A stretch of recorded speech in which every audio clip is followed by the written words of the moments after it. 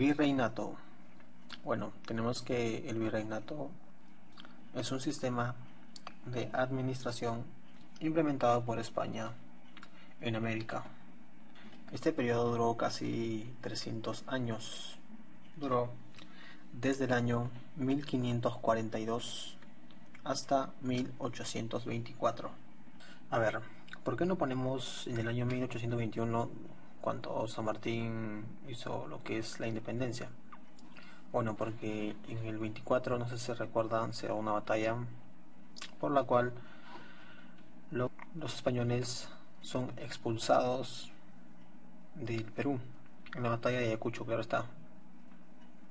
Bueno, entonces vemos lo que es que el virreinato es un sistema de administración, pero el real objetivo del virreinato es lo que es conseguir riquezas, pero va a conseguir riquezas a través de una buena administración, para aprovechar todo, para aprovechar los esclavos, los recursos, para que puedan tener un auge mayor. Entonces, como primer punto tenemos aquí lo que es el señor Carlos I o Carlos V de Habsburgo. A ver, cuando decimos Habsburgo nos referimos a lo que es su familia, que es la dinastía, pero también se le había puesto otro nombre. Ellos pertenecen a lo que es al país de Austria, de lo que actualmente era Alemania. Se le puso lo que son los Austrias. Entonces tenemos que el señor Carlos I, Carlos V, va a aplicar lo que es las nuevas leyes de India. Entonces vamos a ver lo que son las principales medidas de lo que es las nuevas leyes de India. Antes de lo que es el virreinato había una especie de gobernadores que en el virreinato van a ser virreyes. Claro, se eliminó a las gobernaciones. Entonces no hay gobernaciones y se va a establecer lo que es el virreinato. Acá una pregunta muy interesante que hizo Ricardo San Marcos, que dice lo siguiente: ¿qué contexto es? ¿Por qué hacen eso? ¿Por qué el rey de España toma ese tipo de decisiones? ¿Qué pasa en España? A ver, la idea, ¿qué cosa es? Un gobernador en ese tiempo era una especie de señor feudal. Al mandar un pata que gobierne para ti, ¿qué estás haciendo? ¿Haciendo poliarquía o haciendo monarquía? Monarquía, claro. Y bueno, sea lo que es el contexto de España es el siguiente. En Europa y en España tenemos lo que son los gobiernos absolutistas. El absolutismo. El contexto de España, por la cual el señor rey está concentrando el poder tanto allá en Europa, por lo que va a ser en este caso en América. ¿Cuál es el absolutismo? Se dice que el absolutismo primero, el más joven de Europa, fue llamado absolutismo español, y que fue el absolutismo del siglo XVI. Se sabe que en el siglo XVI la potencia europea es lo que es España. Entonces he hecho una pregunta en lo que es en San Marcos, vinculando la historia de Perú con Universal. Entonces tenemos que mientras acá se hace virreinato, eso no surge de la nada. Pertenece o corresponde a una política de España. Y esa política de España se llama simplemente lo que es el absolutismo. Otro punto que tenemos aquí, lo que son las encomiendas. Entonces, eliminó de carácter perpetuo de las encomiendas. Tenemos que perpetuo significa para siempre. Entonces, ¿cómo era eso? Es que antes se podía heredar, o sea, tú podías dejar tu cargo a tus familiares. Entonces, a partir de ahora, las encomiendas no serían perpetuas, o sea, para siempre, sino serían vitalicias. ¿Qué significa vitalicio? Entonces, se dice que vitalicio significa que las encomiendas mueren contigo, o sea, ya no se va a poder heredar. Entonces le decían que tú te ibas a quedar con tu encomienda, pero hasta que te mueras no vas a poder heredarlo. Pero había algo más. Por más que tú te quedes con tu encomienda, no puedes explotar al indio. Entonces tenemos como otro punto que es: se prohibió la explotación al indio. Entonces se decía que si el encomendero quería usar los servicios del indio tenía que pagar. ¿Cuál es la consecuencia de todo esto? Bueno, el encomendado se dice: me sacas mi poder, me quitas mi riqueza, me prohíbes explotar. ¿Cómo quieres que te pague si no tengo nada? Y se da lo que es la rebelión. La rebelión de los encomenderos, que ya en un tema pasado se habrá tocado. Entonces también tenemos como consecuencia que los mayores perjudicados de estas nuevas leyes de Indias son los señores encomenderos. A ver, había una rebelión de lo que es el señor Gonzalo Pizarro. Se dice que mató a un virrey en una batalla llamada Iñaquito. Y se dice que en respuesta la Gasca se bajó lo que es a Gonzalo Pizarro en la batalla de Jaquijahuana. También se recuerda que había un grupo de encomenderos que no había quedado conforme, que se les puso como nombre lo que es los insatisfechos, porque se dice que la Gasca les había prometido que si venían con él lo apoyaban, la Gasca les iba a apoyar, con la promesa de devolverles las encomiendas, y se dice que la Gasca no cumplió.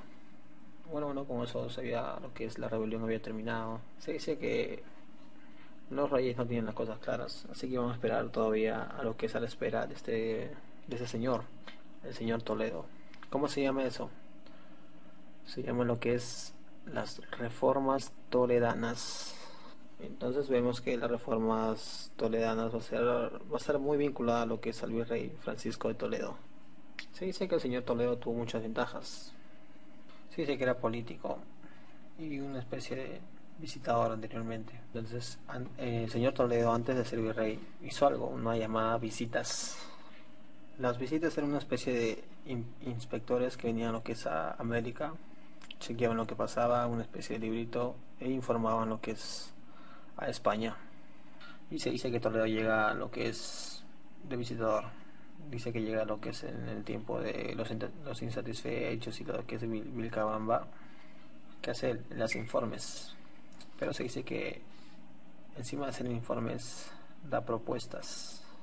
Y entonces se dice que con eso impresionó lo que es a los reyes. Entonces se dice que Toledo llega con todo el apoyo de España, que en esa época ya no era el señor Carlos I o V, era el señor Felipe II.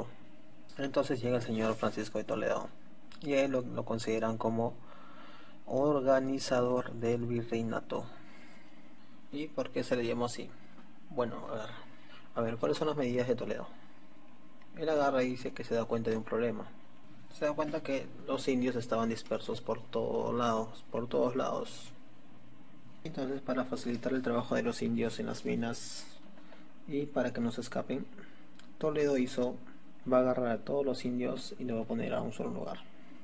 A eso le pone el nombre de que el señor Toledo estableció las reducciones. Entonces tenemos lo que es, que si te hablan de reducciones, automáticamente te están hablando de los indios. Algunos también le ponen una especie de chapa, que le dicen lo que es Mozayacta. Recuerda que Yacta era lo que es ciudad, una especie de ciudad de indios o algo así.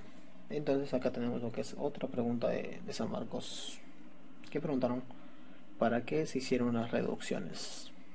Entonces tenemos otro punto aquí, que las reducciones sirvió básicamente o principalmente para la concentración de fuerzas de trabajo o fuerza laboral.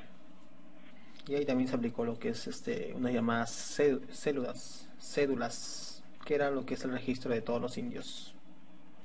Entonces tenemos otro punto más. ¿Para qué yo quiero hacer eso? ¿Para qué yo quiero concentrar la fuerza de trabajo? Porque el indio tiene que pagar algo. Claro, lo que es el tributo indígena. Entonces se da que Toledo estableció el tributo indígena. ¿Por qué? El tributo indígena se paga de dos maneras. Uno es recontra conocido, que es el trabajo. Y otro es que Toledo se da cuenta que los indios tienen una forma de trabajo en beneficio al Estado, que era obligatoria. La mita, claro. Entonces lo más importante, que es la mita minera. ¿Es la única mita? No, hay más mitas. También hay una especie de mitas de haciendas, que va a trabajar lo que eran las tierras del español. ¿Qué más tenemos? También tenemos lo que es la mita de obraje.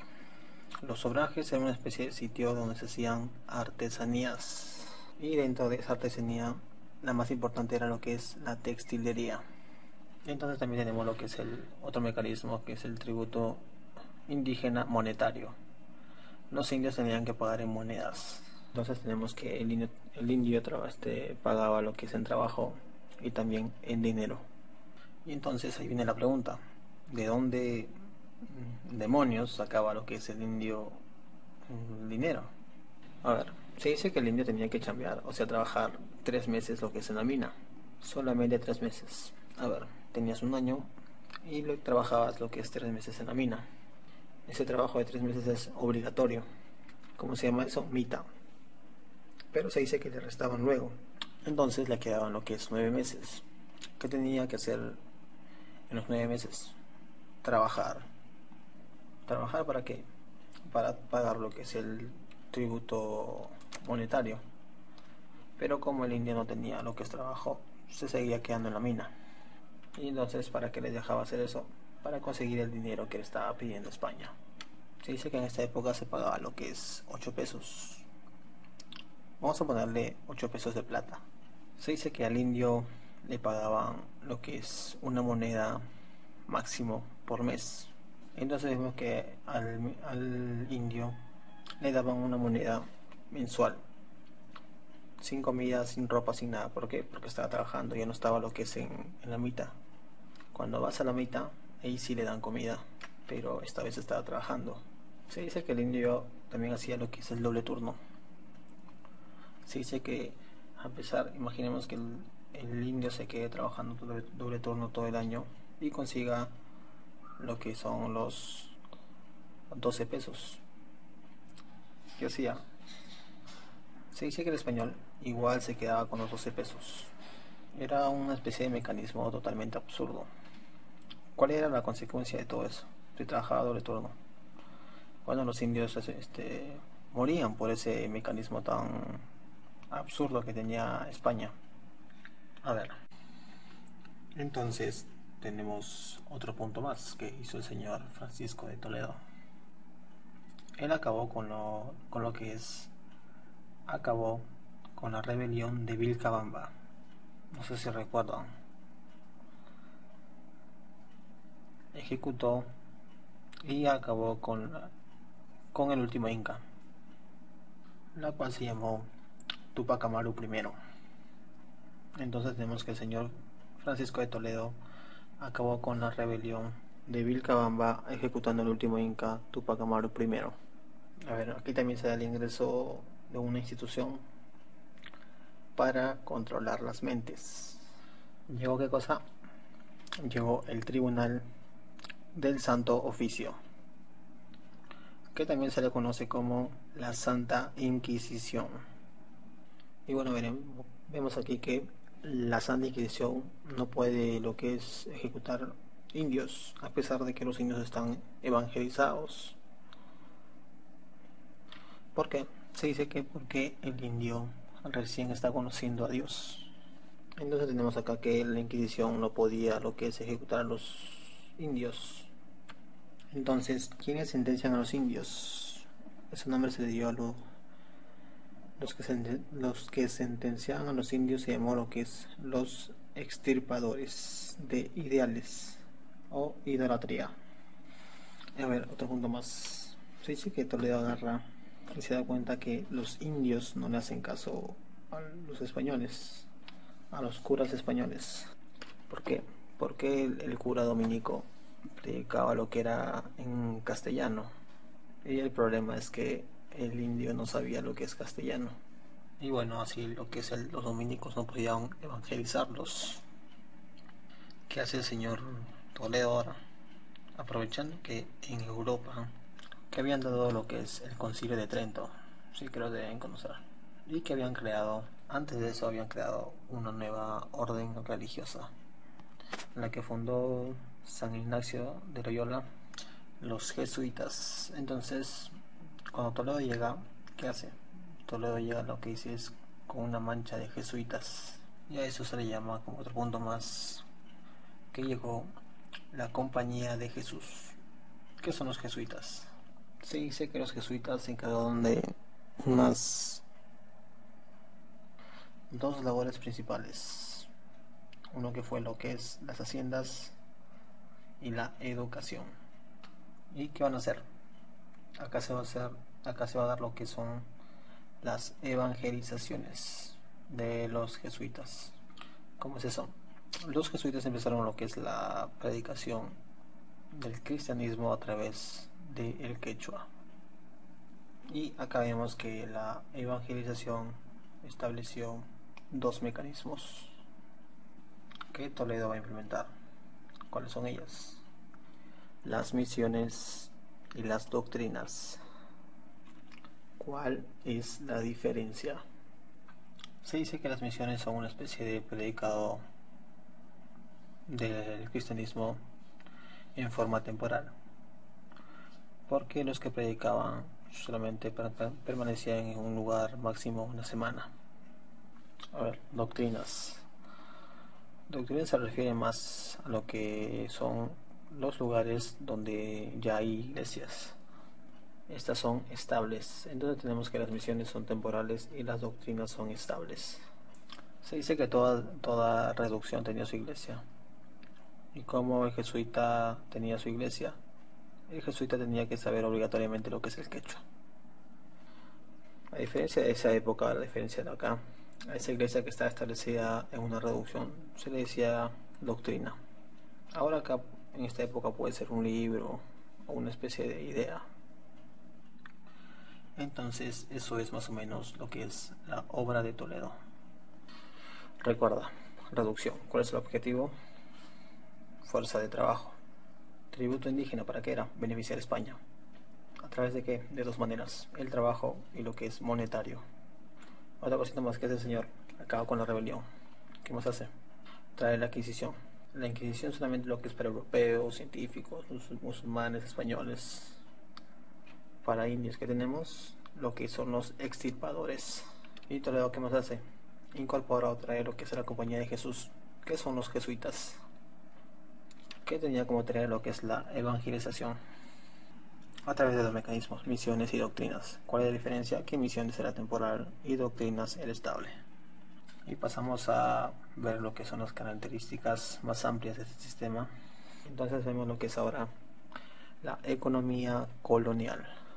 Ahí se dice que hay que tener mucho cuidado. La economía colonial se basa en dos principios. Ahí se dice que es uno que es monopólica y también nos dice que era mercantilística o mercantilista. Entonces tenemos que en monopólica, ¿quién controlaba lo que es la economía colonial? Sencilla y únicamente era España. Entonces si era monopólica, tenemos que era controlada directamente por España. El otro punto, ¿por qué decimos que es mercantilista? Se dice que hay tres rutas, que eran rutas, comercio o guionismo. Cuando decimos mercantilista, España únicamente está impulsando lo que es el bullonismo. ¿Y qué es el bullonismo? Simple y sencillamente es la acumulación de metales preciosos, ya sea oro o plata. Entonces tenemos como punto más importante lo que es en la economía colonial, que España buscaba más lo que es la acumulación de metales preciosos. Entonces pasamos a lo que son las actividades económicas. Creo que ya está más decirlo, que la actividad económica era más lo que era la minería. ¿Qué buscaba la minería? Buscaba el bullonismo. Acá los puntos más importantes y lo que más ha venido en examen de misión es cuáles son las minas más importantes de esta época. Mira, había minas de oro, había minas de plata y había minas de azogue, lo que es mercurio. La mina de oro, que era lo que es en Laica Cota. Una de las minas más importantes, lo que es en el azogue o el mercurio, era Huancavelica. Y tenemos lo que es las minas de plata, lo que es más conocido, claro, las minas de Potosí. Potosí queda actualmente lo que es en el Alto Perú, en Bolivia.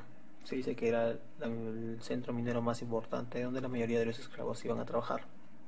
Y otra mina de plata tenemos lo que es la mina de Cerro de Pasco. Muy bien, entonces tenemos que los españoles van a sacar todo lo que es oro y plata. ¿A dónde iba a ir todos estos metales preciosos? Obviamente lo que es a España. La consecuencia de llevar lo que son los metales preciosos a España era que sucedió lo que es la hiperinflación, porque llegaba más oro, más oro, más oro, y lo que son los conciudadanos tenían más oro o tablón, como se le llamaba, en su bolsillo, la cual hacía que los precios subían y subían y subían. Entonces, como otro punto, tenemos que ante la llegada de los metales preciosos a Europa, surgió lo que son la revolución de los precios, que no es más que inflación. Y se dice que gran parte de lo que es la llegada de los metales preciosos iba a lo que es a Inglaterra. ¿Por qué? Porque Inglaterra tenía una especie de comerciantes en España, la cual se beneficiaba con la inflación. A ver, otra actividad más que es el comercio. ¿Cómo era el comercio? El comercio era lo que es monopólica. Se decía que era exclusivamente para España. Habían puertos lo que es de España y América. Y tenemos a un puerto, uno de los más importantes de España, que era lo que es Sevilla. Otro puerto español era también lo que es el puerto de Cádiz. En lo que es el lado de América se dice que no había muchos puertos. En esta época de lo que es el siglo XVI y XVII, los puertos que habían aquí solamente eran pocos. Entonces tenemos aquí los puertos de América, que es Panamá, Portobelo, Veracruz y lo que es Callao. A consecuencia de lo que es el comercio monopólico, aparecen lo que son los piratas y también aparecían lo que son los corsarios, que era lo que es el contrabando. Y bueno, se dice que los barcos venían de lo que es Panamá y eran interceptados por estos señores, los piratas o los corsarios. Y recuerden que estos barcos que vienen y que salen están llenos de oro. Por eso que España va a diseñar un llamado sistema de flotas y galeones. Entonces España lo que hacía era mandar a los barcos llenos de oro con unos barcos militares. La idea de lo que es el sistema de flotas y galeones era resguardar a lo que es los barcos comerciales. Uno se llamaba lo que era sistema de flotas y galeones, o también se ponía lo que es sistema transatlántico, pero a eso también le pueden llamar así, navegación en conserva. Bueno, el sistema se llamaba flotas y galeones, pero como también le llamaba España, navegación en conserva. A ver, también si te hablan de lo que es Callao, Panamá, se llama así, le pusieron así, la Armada del Sur. Entonces tenemos lo que es de España a América, era lo que es transatlántico o flotas y galeones. Aquí de Callao a Panamá tenemos lo que es la Armada del Sur. Y bueno, capaz para España estos sean los dos mecanismos más importantes económicamente hablando, pero nos falta uno más, lo que es la agricultura. A ver, en el plano de lo que es la agricultura se haría lo que es la explotación a través del llanaconaje. ¿Y qué era lo que es el llanaconaje? Simplemente era lo que es el indio siervo, el sirviente. Entonces, para seguir lo que es el lado económico, seguimos con lo que es tributos, tributación colonial, tributo o estancos también, que es lo mismo. A ver, aquí tenemos un tributo, se llama así, almojarifazgo. Se decía que este impuesto era lo que es importar y exportar, entonces era de carácter aduanero. El almojarifazgo es un impuesto básicamente a lo que es a las aduanas. ¿Qué más? A ver, hay otro tributo que se llamaba así, la alcabala. El alcabala es un impuesto que se paga hasta el día de hoy, se paga lo que es para todo. Claro, es el impuesto lo que es a las transacciones comerciales, lo que conocemos hoy el día de hoy como el IGB. La alcabala es un impuesto a las transacciones comerciales que también se puede deducir como el IGB. Hay otro impuesto que se llama así, o tributo, el quinto real. ¿Cuánto era eso? La quinta parte. ¿Y cuánto es la quinta parte de algo? El 20%. Había una pregunta de eso que decía, el impuesto que afecta al 20% de la minería, que era el quinto real. Entonces tenemos que el quinto real es un impuesto que se hace el cobro del 20% a la actividad minera. También otro punto de este impuesto, que este impuesto beneficiaba lo que es directamente a la corona española. Y tenemos aquí un impuesto más. El impuesto o tributo es el cabezón. ¿Y qué era básicamente el impuesto al cabezón? Bueno, un ejemplo. Se dice que un señor tenía lo que es sus tierras. Tenía, imaginemos, 3 hectáreas o 4 hectáreas. 4 hectáreas. España cobraba impuesto si tú trabajabas tus tierras. Si tú trabajabas 1 hectárea, te cobraba impuesto por la hectárea trabajada. Pero España se dio cuenta que perdía plata en ese mecanismo. Entonces dio a conocer lo que es el impuesto al cabezón. ¿En qué consistía el impuesto al cabezón?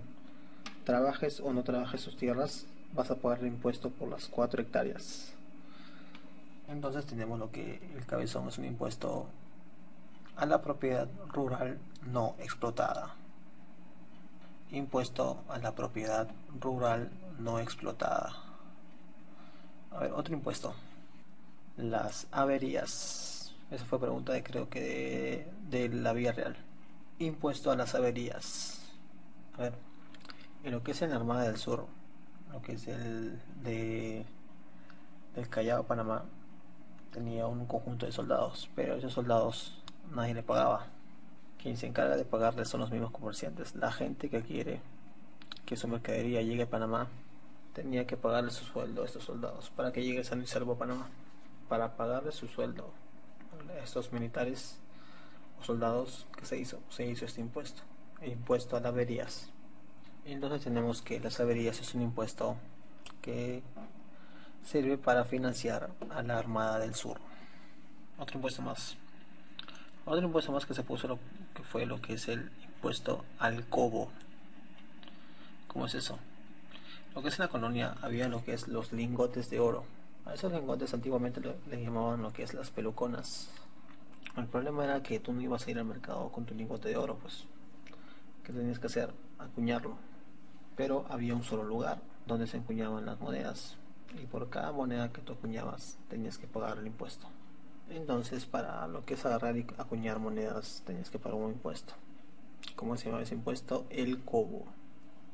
Otro tributo era lo que es la media nata. ¿Qué es la media nata? A ver, vamos a ver. ¿Cómo era eso? Bueno, se dice que imaginemos que ustedes sean una especie de jueces que tengan un hijo en el extranjero y que quieren traer al hijo extranjero acá, pero el hijo extranjero quería tener una especie de cargo y la corona española o España misma hace lo que es la venta de cargos. O sea, si tu hijo quería ser ministro o juez, imaginemos que al ministro le iban a pagar un aproximado de 100.000. Si tú querías el cargo para tu hijo, tenías que pagar el 50%. Pagabas el 50% y tenías el cargo asegurado. Y encima el cargo se podía lo que es heredar. Y a ese impuesto, más que impuesto, es lo que es venta de cargos, le pusieron lo que es la media nata. Entonces tenemos que el impuesto de la media nata era un pago para los cargos públicos. Y tenemos aquí como un último tributo, tengan en cuenta que hay muchos más todavía. La composición, el tributo a la composición. ¿Qué era el tributo a la composición? A ver, era solo lo que es una especie de que si tú tenías un terreno, que tú habías comprado una especie de terreno, imaginemos de 3 hectáreas, y que al pasar de los tiempos tú seas un poco vivo y agarres o invadas más de lo que es 5 hectáreas o ponle 10 hectáreas. ¿Ya? Y luego de un tiempo va lo que es los españoles a verificar y se dan cuenta que has invadido tierras que no te pertenecen, que por lo que sabemos es ilegal. Entonces, ¿qué es lo que dice este tributo? Que tú puedes legalizar las tierras que tú has invadido por medio de este estanco. Entonces tenemos que la composición es la legalización de tierras expropiadas por españoles. A ver, otro punto más, lo que es la política colonial. Se dice lo siguiente, se dice que para la política colonial para el rey era una especie de patrimonio. Cuando se dice que para el rey todo era un patrimonio, él pensaba que todos los cargos a él le pertenecían.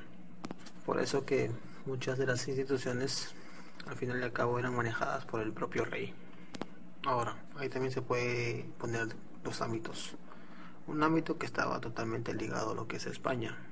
A ese ámbito le dicen así: instituciones metropolitanas. O también se dice metrópoli. Cuando hablamos de metrópoli se define con lo que es todas las instituciones que están lo que es en España. También lo que es ahí el otro ámbito que es institución colonial. Entonces tenemos que lo que es metropolitana en España y colonial en América. Entonces, si hablamos aquí de lo que es metrópoli, obviamente la máxima autoridad era lo que es el rey. Y acá habían dos dinastías.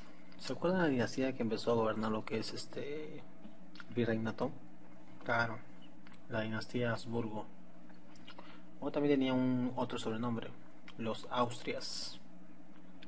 Estos reyes Habsburgos gobernaron España en el siglo XVI y siglo XVII. Pero en el siglo XVIII va a haber un cambio. Los Habsburgos se quedan sin descendencia y van a optar por darle el poder lo que es a sus sobrinos, lo cual sus sobrinos tienen como nombre lo que es los Borbones. Entonces tenemos como acá la dinastía Borbón. Ellos gobernaron lo que es en el siglo XVIII y en el siglo XIX. A diferencia de lo que es los Habsburgo, que querían lo que es el buionismo y todo eso, los metales preciosos, los Borbones buscaban otra cosa, que se va a hablar en otro tema en específico, donde harán grandes cambios. Y esos grandes cambios se llaman lo que son las reformas borbónicas, que se va a hablar en otro tema. Entonces tenemos aquí que España en el siglo XVIII implementa lo que es con la dinastía Borbón, las reformas borbónicas. Otro punto más.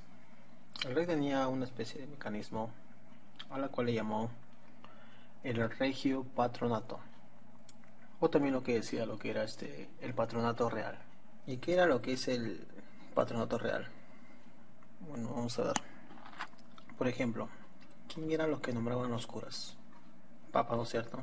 Pero bueno, el único país, bueno, y el único rey en España, lo que era el rey, era el encargado de nombrar a los curas. Entonces tenemos que el patronato real era el nombramiento de curas. Y entonces tenemos que el rey podría nombrar a los curas. La pregunta era, ¿por qué era el único rey que podría nombrar a los curas y por qué el papa lo permitía? Y vamos a hacer un recuerdo de lo que es el tema de reforma protestante. El señor Carlos V, quien defendió al papa de Lutero. Carlos V, se dice que por la gran ayuda que le hicieron a los papas y demás, porque eran los reyes más católicos del mundo. Aparte de ahí, entonces se da que el rey tiene lo que es atribuciones políticas y religiosas. Entonces vemos que él podría nombrar curas. A ver, entonces leemos otro ámbito. ¿Cuáles son las dos instituciones más importantes metropolitanas para España?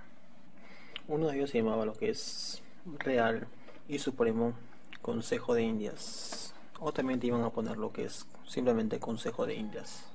Ya que también ha sido preguntas varias veces, ¿cuál es la verdadera función de lo que es el Consejo de Indias? Se dice que lo que es el rey estaba más concentrado a lo que es en Alemania y en otros lados y a veces en América ni idea, solamente lo que es el rey firmaba nada más. Entonces tenemos a quienes realmente manejaban América y metían leyes, todo. Ellos era lo que es el Consejo de Indias. Ellos agarraban, hacían su informe y iban al rey, el rey lo firmaba y se ejecutaba. Entonces tenemos aquí lo que es la principal función del Consejo de Indias. Se encarga de la administración colonial. Como principal función, la administración colonial. ¿Por qué decimos que se encarga de la administración colonial? Bueno, bueno, un punto lo que es para Consejo de Indias. Ellos proponen lo que es leyes, proponen lo que es también virreyes. Solamente lo que hace el rey, solamente decide quién va y quién no va. los que proponen es el Consejo de Indias. Entonces tenemos a quienes realmente manejan y administran lo que es América, el Consejo de Indias. A ver, otra cosita más lo que es el Consejo de Indias. Se dice que muchos funcionarios que llegaban a lo que es América la pasaban bien, porque robaban, contrabandeaban y todo tipo de eso. Y lo que hacían era lo que es la investigación a fondo de el tiempo de cargo de su trabajo. A eso le llamaron lo que es el juicio de residencia. Bueno, este juicio de residencia caía a cualquier trabajador que tenía cualquier cargo a lo que es público, que buscaba el juicio. Buscaba lo que es el juicio de residencia, simplemente era lo que es una fiscalización. O sea, te fiscalizaba desde que ingresaste hasta que saliste, cuánto dinero manejaste, cuánto dinero llevaste, cuánto dinero gastaste, totalmente todo. Entonces tenemos lo que es el Consejo Político, encargado político de lo que es de España, no de América, que era el Consejo de Indias. En el lado lo que es económico tenemos al costado el otro. ¿Cómo se llama? Se llama lo que es Casa de Contrataciones de Sevilla. Vamos a poner bien claro esto. Todo lo que es político se encarga de lo que es Consejo de Indias, y absolutamente todo lo que es nivel económico se encarga de lo que es la Casa de Contrataciones de Sevilla. Entonces tenemos que la Casa de Contrataciones de Sevilla se encarga de lo que es, o lo que hizo, reguló y administró el comercio entre España y América. Reguló y administró el comercio entre España y América. Entonces, ¿de qué se encarga? Se encarga de lo que es el monopolio, se encarga también de puertos, se encarga de impuestos y también se encarga de lo que es la escuela náutica. ¿Por qué escuela náutica? La escuela náutica era un conjunto de soldados que necesitaban ser controlados y formados. Entonces terminamos lo que es con lo Metrópoli, lo que es en España. Recuerden que en Metrópoli están dos instituciones, lo que es el Consejo de Indias, que se encarga de lo que es lo político, y la Casa de Contrataciones, que se encarga de lo que es lo económico. Ahora pasemos a lo que es el ámbito colonial, que viene a ser todo lo de América. Acá se habla de todo lo que es sobre el virrey. El virrey solamente era lo que es el encargado de lo que es el rey. Hablemos aquí de sus atribuciones. Si el rey tenía el patronato real, el virrey, lo que es en América, tenía lo que es el vicepatronato real. A ver, cuando llegó el señor Francisco de Toledo, en ese tiempo, hizo un cambio. Se dice que había dominicos. Se dice que los dominicos le pegaban al indio, le hacían hablar en español al indio, lo evangelizaban al indio en español, y el indio ni idea. Entonces el señor Toledo expulsa o retira a todos los dominicos que no sabían hablar el quechua y hace de ingreso a lo que es a los jesuitas. Entonces tenemos que el vicepatronato real, lo que es el del virrey del lado de América, solamente son decisiones religiosas. ¿Qué más? A ver, una cosita más lo que hacía lo que es el virrey. Presidía la Real Audiencia. ¿Qué es la Real Audiencia? Ahorita lo vamos a ver. A ver, otro punto. Se decía también qué tipo de poderes tenía lo que es el virrey. Lo que es el rey era lo que es, sus poderes eran absolutos, absolutistas. Lo que sea acá en el virrey también tenía todos los poderes, pero lo que era en América tenía todo, tenía lo que es político, económico y religioso. Otro punto más, el virrey tenía que hacer algo antes de irse, tenía que hacer lo que es su memoria. Es algo similar a lo que es algo similar a lo que se hacía lo que es el juicio de residencia, que era la fiscalización. Y bueno, él se sabe que él hace su memoria, y su memoria se le llamó así, pliego de mortajo. Entonces la memoria del virrey se llamó pliego de mortajo. ¿Y qué era lo que era la memoria? La memoria era una especie de control de que él tenía que dejar desde que entró hasta que salió, nada más. Entonces ahora hablemos de lo que es la Real Audiencia. La Real Audiencia era el máximo tribunal de justicia en la colonia. Repito, la Real Audiencia era el máximo tribunal de justicia en la colonia. Se dice que en la Real Audiencia se hacían lo que esos son los últimos juicios. Audiencia solamente se iba a lo que es hablar. Si no te hacían caso en la Real Audiencia, la otra máxima autoridad era lo que es el Consejo de Indias, que decía la Real y Suprema Consejo de Indias. Otro punto más de la Real Audiencia. Cuando no hay virrey, lo que hace la Real Audiencia es que asume el poder ante la ausencia del virrey. Deben recordar que esto se habló en lo que es en las guerras civiles. Hay un señor que se llamaba Vaca de Castro, el que vino a matar al señor Mozo. Pasa que el señor Vaca de Castro mata lo que es al Manuel Mozo, y la cosa es que quien gobierna. Y se sabe que la Real Audiencia fue fundada por ese señor. Otro punto más importante, lo que es en la Real Audiencia. La Real Audiencia está formada por 8 oidores. ¿Qué son los oidores? Simplemente son los jueces. Y de los 8, ¿quién asume el tribunal? Obviamente el más viejo, pues, el que tiene más experiencia. Entonces tenemos que los 8 oidores asumen el poder ante la ausencia del virrey.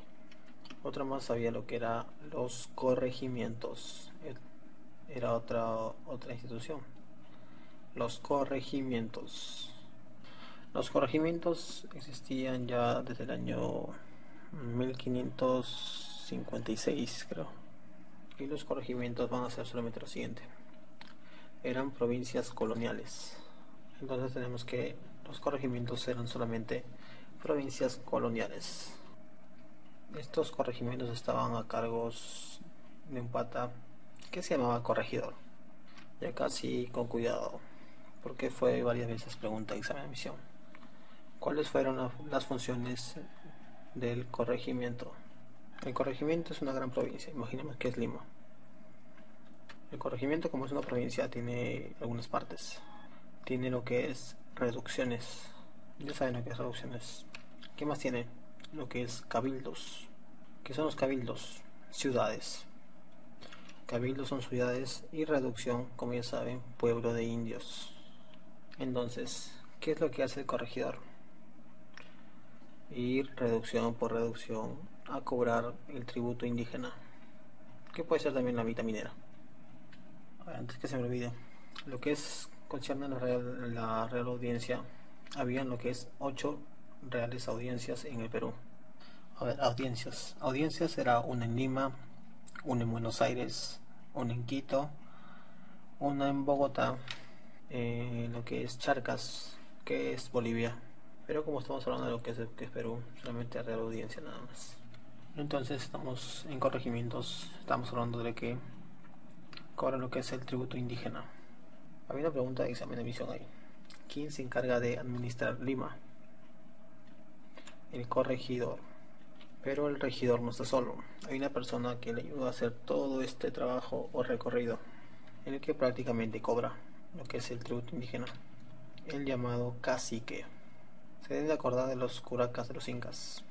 Entonces tenemos que el corregidor tenía a alguien que ayudaba, prácticamente era su mano derecha, a un cacique. Por eso que España sí los educó, porque necesitaban a alguien que cobrara. Por eso ellos sí fueron a los colegios y se educaron bien. Ya, ahora, el cacique tenía unos cuantos poderes. Este señor era una especie de juez. ¿Por qué decimos que es una especie de juez? Porque todo lo que tenía que ver con los indios, él lo decidía. Por eso siempre las rebeliones de los indios siempre iban dirigidas lo que es al corregidor. Ahí tenemos la rebelión en indio del siglo XVIII. ¿Quién se hizo llamar Tupac Amaru II? ¿A quién mató él? ¿El virrey? No, él mató lo que es a un corregidor. Y otro punto más del cacique. Él también puede hacer lo que es repartos mercantiles.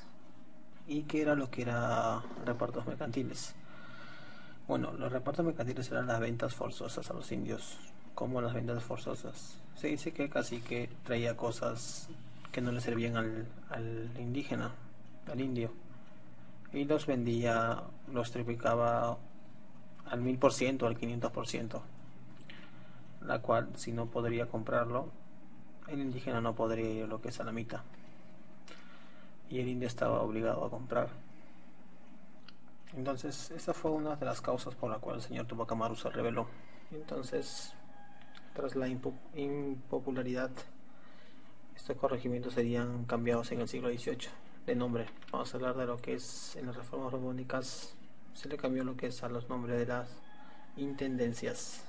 Entonces los corregimientos cambian de nombre para ser intendencias, pero ya en el siglo XVIII en reformas borbónicas. Y hablemos de lo que es de 3 instituciones menores. A ver, esto es más fácil. Hablemos de cabildos. ¿Qué eran cabildos? Claro, eran ciudades. Los cabildos eran nada más y nada menos que centros urbanos. Sabemos que cuando te hablan de urbe, significa lo que es ciudades. Otro más, el cacique. Él era lo que es intermediario. Él ayudaba a lo que es al corregidor. Y en lo que le ayudaba al corregidor había un punto más importante, que era el cobro del tributo indígena. Esta acá ha sido preguntada varias veces. Tribunal de Consulado. Tribunal del Consulado. El Tribunal de Consulado tiene casi las mismas funciones de la Casa de Contrataciones, solamente que el Tribunal de Consulado está ubicado en América y la Casa de Contrataciones está ubicado lo que es en España. Tienen las mismas atribuciones, muy parecidas, solamente que está en América. Primer punto del Tribunal de Consulado: reunió a los comerciantes del Callao.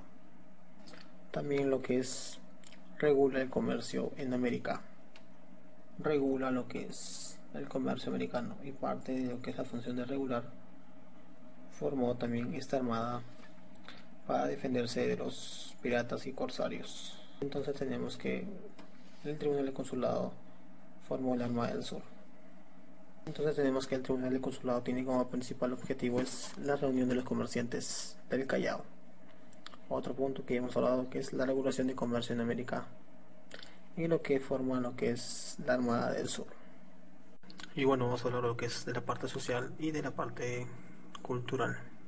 En la parte social hay dos tipos de opciones de lo que es estamentos, y se basa lo que es en la raza. Lo que es la raza creo que es más conocido, se basa lo que es en el tipo de color de piel, las étnicas, y estamentos era lo que era en la parte colonial, es que los blancos con los indios no podrían cruzarse. ¿En qué sentido? No podían tener hijos. El color en esa época no solo no era importante también en lo que es el matrimonio, sino también en los juicios, lo que eran los tratados. Porque se dice que si un negro o un indio tenía un juicio con un blanco, era un juicio estúpido porque sabía que iban a ganar el blanco. Pero vamos a ver, sociedad colonial se basa en lo que es las castas y lo que son los estamentos. Castas solamente es razas nada más. Luego citamos que eran los estamentos. Los estamentos más o menos, no sé si recuerdan lo que es el feudalismo. Liberadores, peleadores, labradores. Esa idea también llega a lo que es en España, y esa idea se mantiene. No tanto el fundamento de España es la producción, sino tanto es el color. Blanco, blancos, indios, indios, nada más. Entonces acá, cuando hablamos de lo que es los estamentos, hablamos de lo que es las repúblicas. ¿Por qué le decían repúblicas? Lo que pasa es que los indios tenían su alcalde, y los blancos también. Por eso que muchos dicen que tenemos una república de blancos españoles y de indios. Ahí también había lo que es los mestizos. Los mestizos se dice que era algo negativo y positivo. Lo que era legalmente no existía. Lo positivo, no pagaba impuestos. Bueno, como no es ni blanco ni indio, no puede pagar impuestos. Se decía que los mestizos la pasaban bien porque no pagaban impuestos, ni iban a la mina y la pasaban bien. Pero se dice que España se dio cuenta, y que hizo después, sí les cobraba impuestos. ¿Por qué? Porque se dio cuenta de que había mucha más cantidad de mestizos. A ver, hablemos un poco de lo que es el orden colonial. En la cabeza de acá estaban lo que son los peninsulares. Ellos venían directamente de lo que es de la península ibérica, o sea, los llamados españoles. En América le pusieron una especie de chapa, le pusieron lo que son los chapetones. y se da que los peninsulares empiezan a ocupar los cargos públicos más altos. ¿Cuáles eran los cargos públicos más altos? Había tres lugares, uno que era virrey el más alto, corregidores, y también los oidores, que eran los jueces. Entonces controlaban los cargos públicos más importantes. Y bueno, se dice que cuando ya que terminaba su cargo, empezaron a tener negocios. Y esa gente que se quedaba en América comenzaron a dejar raíces. Y ahí nacerán sus hijos acá en América. Algunos le llamaban lo que es los indianos. ¿Por qué? Porque nacieron en Indias. Recuerda que España nunca nos dijo América. España nos dijo Indias hasta el siglo XVII. Los indianos eran simplemente los españoles que nacían en América. Y como saben ustedes, a esa gente que son hijos españoles que nacieron en América también se le llamó lo que son los criollos. A ver, un problema que tenían los criollos, que al no nacer en España no tenían títulos, y eso era complicado porque estaban en desventaja con el peninsular. Y bueno, como ellos no tenían títulos, la mayoría de los criollos se dedicaban a lo que es al comercio. Eran comerciantes, hacían comercio, pero también hacían contrabando. Se dice que ahí nació lo que es la palabra acriollada. Y recuerden que quienes impulsaron la independencia en América fueron los criollos. A ver, más abajo de los indianos tenemos acá lo que son los indígenas, la nobleza indígena. Esa nobleza indígena, recuerden que eran los aliados de los corregidores. Claro, los caciques. Recuerden que el cacique no va a la mitad minera y lo organiza al lado del corregidor. Por eso que dicen que los caciques eran los intermediarios. Deben de recordar eso. Ellos pagaban lo que es la faltriquería. Pagaban la faltriquería. La faltriquería era solamente un pago para exonerarse de la mitad minera. Pero recuerden que él no pagaba de su bolsillo. Y lo que hacía era la venta de materiales forzosos a los indios, como se pagaba su faltriquería. A ver, en la parte inferior tenemos lo que es a los llamados mestizos. También acá tenemos lo que son las masas indígenas. Son los indios, los antiguos Hatun Runas, que ahora ellos tienen que pagar lo que es la mitad minera. Como los indígenas pagan la mitad minera, ellos también le dicen así, los mitayos. También cuando ellos estaban en una reducción en el pueblo indígena, estaban en una relación, también se les ponía el nombre de indios de cédula.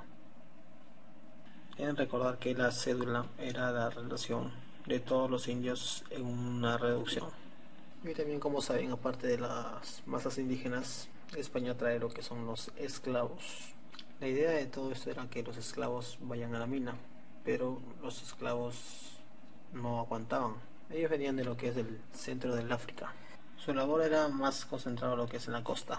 Se dice que ellos trajeron una especie de técnica. Esta técnica es afroperuana, lo que es el pisado de uvas para las viñas, para los viñeros. Ellos tenían lo que es trabajo de segunda categoría, pero así como trabajaban duro y los explotaban también, ellos también se rebelaban. Había lo que era el negro huataco, su trabajo era azotar a los demás. Había otro que se llama el negro ladín, él es el negro que hablaba castellano. Había otro que le decían el negro bozal, porque no hablaba castellano. Y también había lo que es el negro palangano. ¿Qué eran los negros palanganos? Era el moreno que quería ser blanco. Y también había los negros que se escapaban.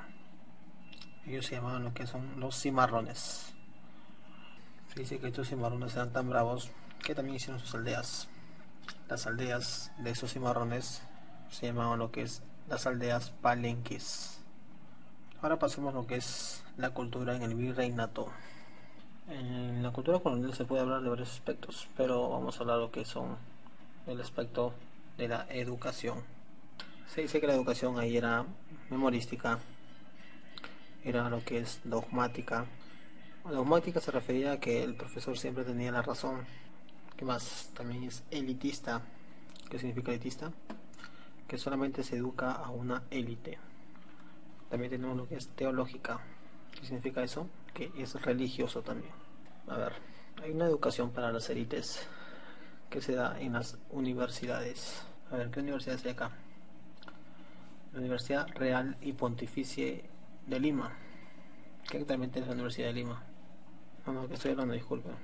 Después fue lo que es rebautizada como la Universidad de San Marcos. A ver, ¿cuándo fue creada? El 12 de mayo de 1551. Acá también tenemos lo que son los dominicos. Los dominicos eran las primeras órdenes religiosas que llegaron al Perú. El señor Valverde, el que habló con Atahualpa, era dominico. Tenemos aquí lo que es el señor Fray Tomás de San Martín, que fundó San Marcos. Ya saben, Universidad más antigua de América, por eso se le dice la decana de América. Y acá aparecen otras más. ¿Cuál? A ver, aparece lo que es la Universidad de Ayacucho, la UNCH, la Universidad de Arequipa, la UNSA y la Universidad de Cusco, la UNSAC. Esas son las universidades de la colonia. Recuerden que no todas van a las universidades, solamente es un grupo de élite que va. Y aquí por último tenemos lo que son los colegios, que eran manejados por los jesuitas. ¿Por qué se le dio los colegios a ellos? Recuerden que ellos evangelizaban lo que es en quechua. Ellos crearon dos tipos de colegio, mayores y colegios menores. La diferencia es que los colegios mayores estaban solamente dedicados a la enseñanza de los españoles o criollos, mientras que los menores estaban destinados a los hijos de los caciques. Se dice que en los colegios mayores se enseñaba mejor que en San Marcos, porque en San Marcos solamente se enseñaba lo que era teología, administración. En cambio, los colegios mayores pasaron a ser lo que es Real Convictoria de San Carlos, donde enseñaban mejor que en el propio San Marcos, porque tenían muchas más carreras. Y lo último era lo que es la educación popular. A los indios no se les educaba, solamente se les hacía conocer lo que es la iglesia, los talleres donde iban a trabajar y prepararse, y también tenían acceso a lo que es a hospitales. Bueno, acabamos con lo que es virreinato. Chao.